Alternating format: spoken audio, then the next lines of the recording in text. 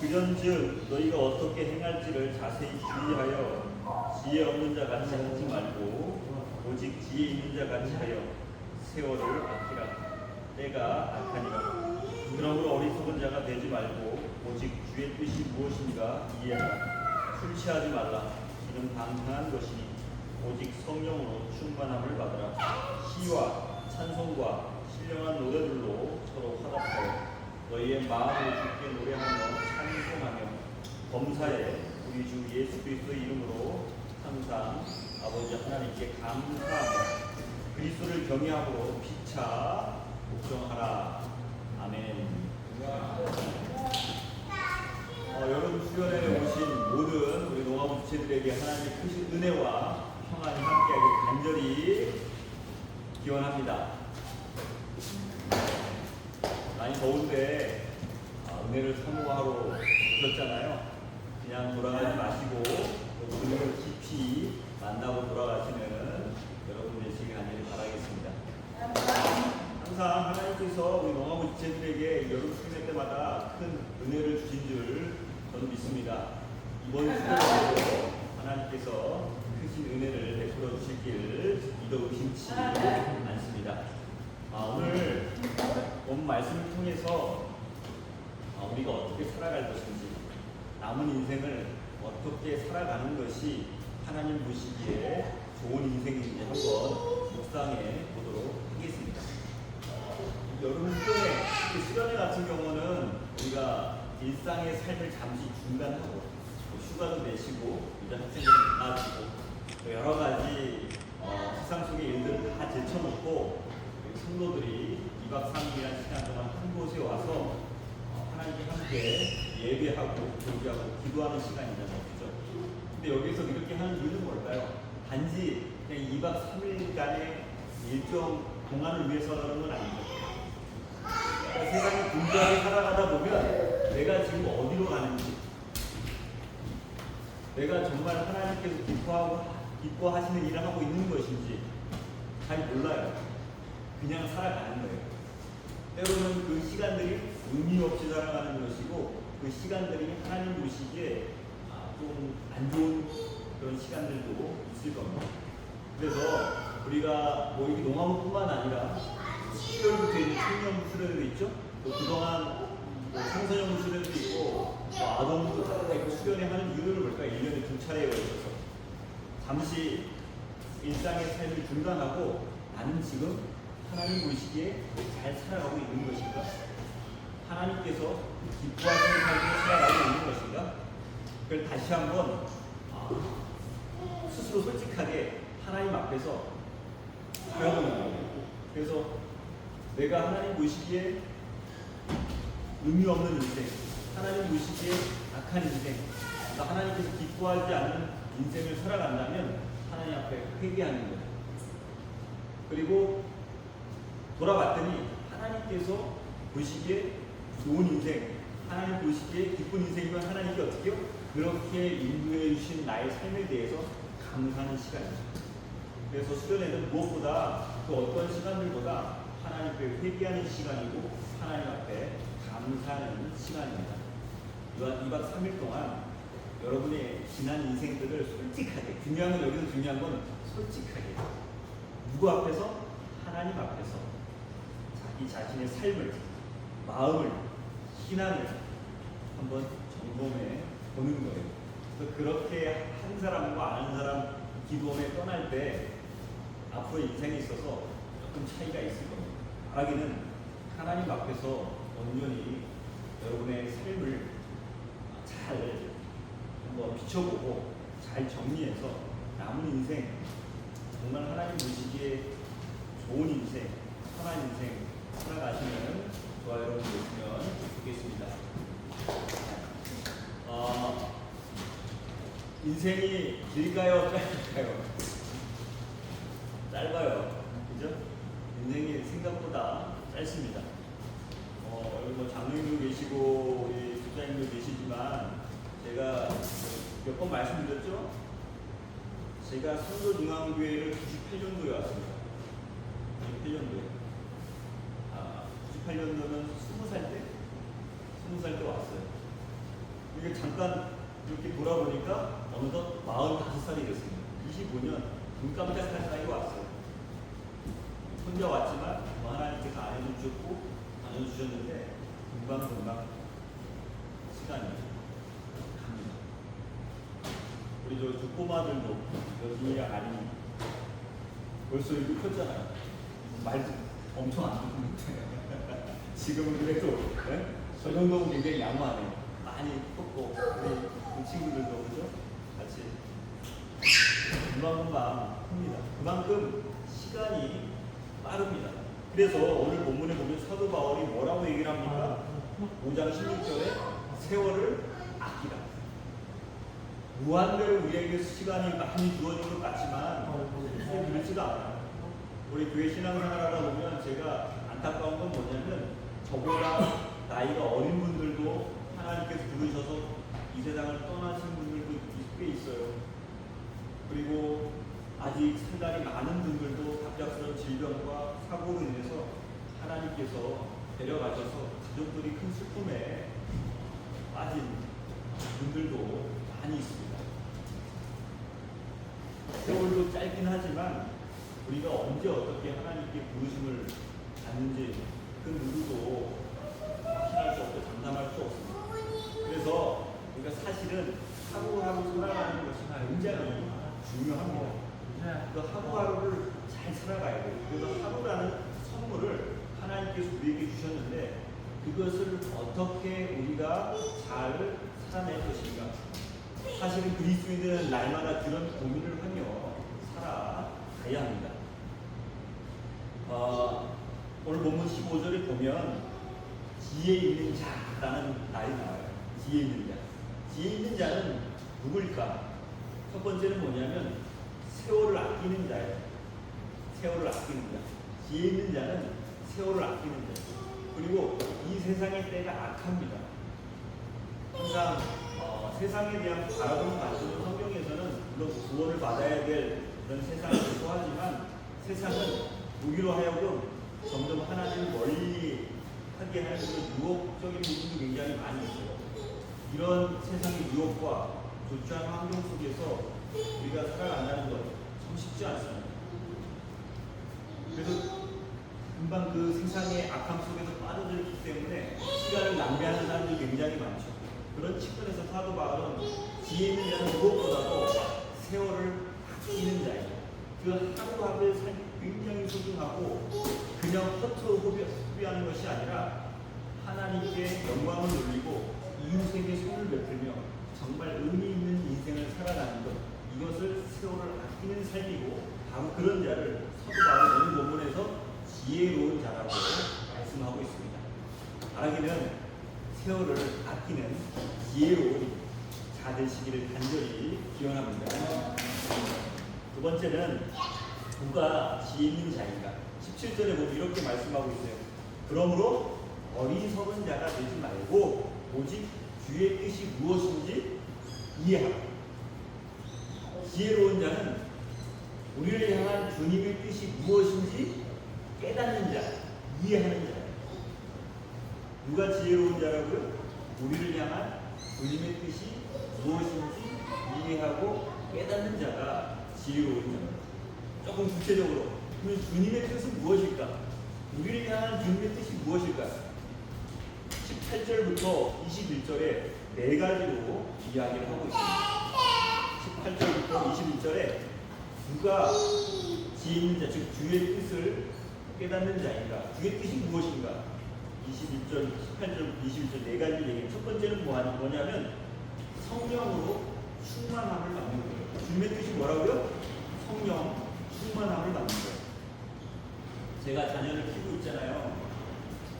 딸, 아들, 고일, 중일. 딸은 고일, 아들은 중일. 키우고 있는데 항상 우리 자녀들한테 제가 이제 아침을 뭐 이렇게 밥을 차려주진 않지만 빵이나 우유 같은 거 이렇게 편의점 가서 사다 줘요. 근데 그럴 때마다 생각하고 있는 건 뭐냐면 아이들의 몸에 좋은 것이 무엇일까? 이걸 먹고 아이들 좀 키도 잘하고 또 아침에 좀 힘을 내서 잘했으면 좋겠다 이런 마음이 있죠. 그래서 부모의 마음은 뭐 아직뿐만 아니라 항상 뭐예요? 가장 좋은 것을 주고자 하는 게 부모의 마음이잖아요. 자녀를 키워보신 분들은 알겠지만, 그죠? 그러니까 하나님 아버지의 마음도 마찬가지입니다. 하나님은 항상 우리에게 가장 좋은 것을 주시기를 원하시는 분입니다. 무엇입니까? 하나님 우리에게 가장 좋은 것을 주시기 원하는 거예요. 그럼 하나님께서 우리에게 주시는 가장 좋은 것이 무엇일까요? 누가복음 11장 13절에서 아주 잘 말씀하고 있습니다. 너희가 악할지라도 좋은 것을 자식에게 줄 줄 알거든 하물며 너희 하늘 아버지께서 구하는 자에게 성령을 주시지 않겠느냐. 하나님께서 우리에게 주시고자 하는 가장 좋은 것은 무엇입니까? 성령 충만합니다. 그래서 예수님께서 부활을 승천하시고 나서 하나님께서 가장 먼저 베드로를 비롯한 12사도 그리고 120명 성도들에게 주신 것이 무엇이에요? 성령 세례, 성령 충만합니다. 왜냐? 성령은 가장 좋은 것이기 때문에. 성령께서 우리 안에 거하실 때 우리가 어떠한 삶을 살아갈지 보다 명확하게 깨닫게 됩니다. 무엇이 하나님 보시기에 선한 것이고 무엇이 하나님 보시기에 악한 것인지 분별할 수 있는 그 지혜가 생기는 거예요. 그리고 우리에게 지금 가장 필요한 것이 무엇인지 우리가 그걸 깨닫고 하나님께 또 구하게 되는 거죠. 그래서 우리가 하나님께 가장 많이 구해야 될 것은 무엇입니까? 건강 주세요, 직장 주세요, 돈 주세요, 여러 가지 할 수 있겠지만 가장 우리가 구해야 될 것은 성령 충만함을 구해야 되는 것입니다. 그럴 때 그 성령 충만하면서 내가 지금 가장 필요한 것이 돈인지 그것이 내가 가장 필요한 것이 건강인지 친구인지 깨닫게 되는 거죠. 그래서 우리가 성령 충만할 때 우리가 원하는 것이 아니라 우리에게 필요한 것을 구하게 됩니다. 정말 우리에게 필요한 것을 구하지 않고 우리가 원하는 것을 구하기 때문에 우리의 삶이 잘못될 때가 너무 많아요. 보면 우리 아이들이 막 게임을 막 그죠? 24시간 하고 오죠. 재밌으니까 그치? 게임 계속 하고 싶지. 근데 그것이 얘들이 원하는 거지만 얘들한테 정말 필요한 것일까요? 필요할 때도 있지만 많은 경우 원하는 거잖아요. 근데 그것만 계속 하길 원한다고 하면 쟤들의 인생은 어떻게 될까? 게임 중독에 빠지는 거예요. 핸드폰 중독에 빠지는 거예요.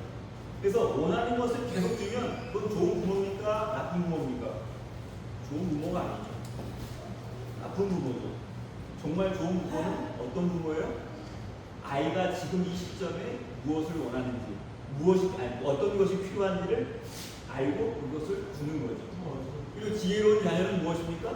내가 지금 필요한 것이 무엇인지 알고 부모님께 구하는 거죠. 그래서 기도는 내가 원하는 것을 간절히 하나님께 구하기보다도 첫 번째로 하나님께서 우리에게 주시고자 하는 가장 좋은 것, 성령 충만함을 구하는 거고 그것으로 말미암아 지금 나에게 지금 필요한 것이 무엇인지를 깨닫고 그 필요한 것을 구하는 것, 이것이 기도의 가장 중요한 본질입니다. 그래서 바라기는 이번 여름 수련회 통해서 먼저 뭘 구하라고요? 성령 충만함을 구하셨습니다. 그 성령 충만함을 받으면 뭘 구하라고요? 지금 나에게 필요한 것이 무엇인지 깨닫고 그 필요한 것을 하나님께 간절히 간구하시는 여러분 되시기를 바라겠습니다. 이것이 바로 하나님 보시기에 지혜로운 자예요. 이것이 바로 주님의 뜻이에요. 주님의 뜻은 뭐예요? 저와 여러분이 성령 충만하여 꼭 필요한 것을 하나님께 구하며 살아가는 것. 이것이 주님의 뜻이고 바로 그 주님의 뜻을 구하며 살아가는 자가 하나님 보시기에 지혜로운 자입니다. 그렇습니까? 근데 술은 뭘까요? 술 취하지 말라. 술은 뭐냐면 대표성이에요. 뭐의 대표요? 내가 원하는 것. 나의 쾌락. 이걸 하면 막 기뻐. 이걸 하면 좋긴 한데 하나님 보시기에 나쁜 것이고 이걸 하게 되면 가족들도 싫어하고 가족들한테 상처를 주고 순간적으로는 좋지만 내 자신한테도 해가 되고 다른 사람들한테도 해를 끼치는 것. 이것이 술 취하지 말라.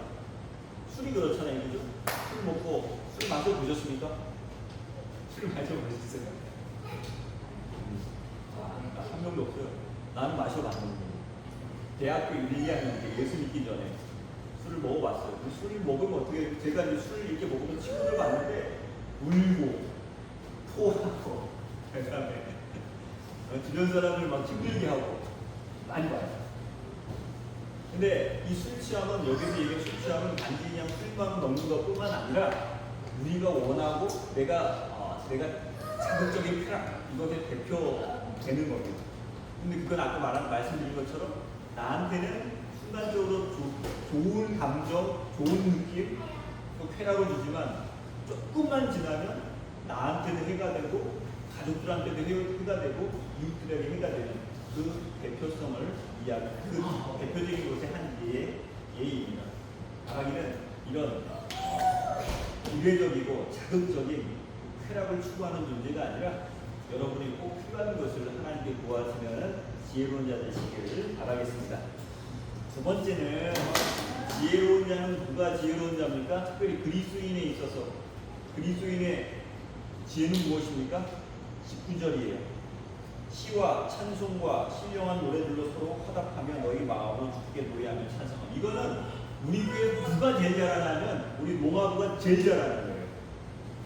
하나님께 온전히 영과 진리로 예배드리는 것, 공예배, 주일날 주일 성수 하는 것, 즉 성전에 나와서 예배하는데 예배는 무엇이냐면 예배에서 가장 중요한 것은 무엇이냐면 나 혼자 어디 가서 예배 하나님께 찬송하고 기도하는 것이 아니라 주 안에서 믿음의 자매, 형제 자매 되는 자들이 함께 모여서 한 목소리로, 한 마음으로, 한 뜻으로 여호와 하나님께 예배하는 것, 영과 진리로 예배하는 것, 이것이 예배의 가장 중요한 본질입니다. 그죠? 우리 영화부지들 이 예배를 위해서 조금 멀리서도 오고, 그죠? 그거는 뭐 우리 교회에서 가장 탁월하고, 그리고 공예배 끝나고 뭐냐면 서로 성도의 교제를 하는 겁니다. 함께 삶을 나누고 또 같이 식사를 하면서 위로받을 사람은 위로하고, 그리고 축구해야 될 사람은 축구하고, 그리고 신앙적인 조언을 서로 주고받고, 그러면서 아까 얘기한 세월을 아끼면서 우리 하루하루도 의미 있게 살아가는 이렇게 하는 것이 성도의 교제입니다. 그래서 공예배와 성도의 교제, 이것이 우리에게 있어서 너무 중요한 것을 깨닫고 공예배와 성도의 교제를 사모하며 살아가는 것, 이것이 바로 우리를 향한 주님의 뜻이고, 이렇게 사는 사람이 하나님 보시기에 지혜로운 자입니다. 바라기는 여러분은 하나님 보시기에 이런 측면에서 지혜로운 자예요. 예배 자리를 포기하지 마십시오. 성도의 교제를 포기하지 마십시오. 하나님과의 온전한 교제, 하나님과의 온전한 교제, 이웃과의 성도들 간의 온전한 교제, 십자가, 수직적으로, 수평적으로 이것이 함께 어우러지는 그런 날이 주일입니다. 그 어떤 공동체보다도 우리 삼도중앙교회 농아부 공동체가 공예배, 하나님과의 관계, 성도의 교제, 수평적인 성도들과의 관계가 가장 좋은 공동체입니다. 그런 측면에서 여러분이 가장 지혜로운 자라고 저는 단언합니다. 지혜로운 우리 농아부지체 여러분, 이 지혜로운 삶의 자세를 일평생 놓지 마시기 바랍니다. 일평생 주님과 함께 주님께 예배하고 서로 함께 교제하며 살아가 하나님 앞에 섰을 때 지혜로운 자라고 칭찬받는 여러분 되시길 간절히 바랍니다. 세 번째는 범사의 20절입니다. 범사의 우리 주 예수 그리스도의 이름으로 항상 아버지께 감사합니다. 사도 바울의 언어 중에서 가장 많이 나오는 단어 중에 하나가 범사의 감사합니다. 범사의 감사는 어떨 때요? 우리가 성공했을 때도 감사하고, 슬픔 가운데 있을 때도 감사하고, 그죠? 좋은 있을 때도 감사하고, 나쁜 있을 때도 감사하고. 어디 안에서? 우리 주 예수 그리스도 이름으로. 그러니까 우리가 감사할 수 있는 이유는 뭐예요? 우리 여러 가지 힘든 상황이 있긴 하지만 우리가 지금을 살아갈 수 있는 것, 구원받은 자로 살아갈 수 있는 것, 우리 주 예수 그리스도의 은혜 때문입니다.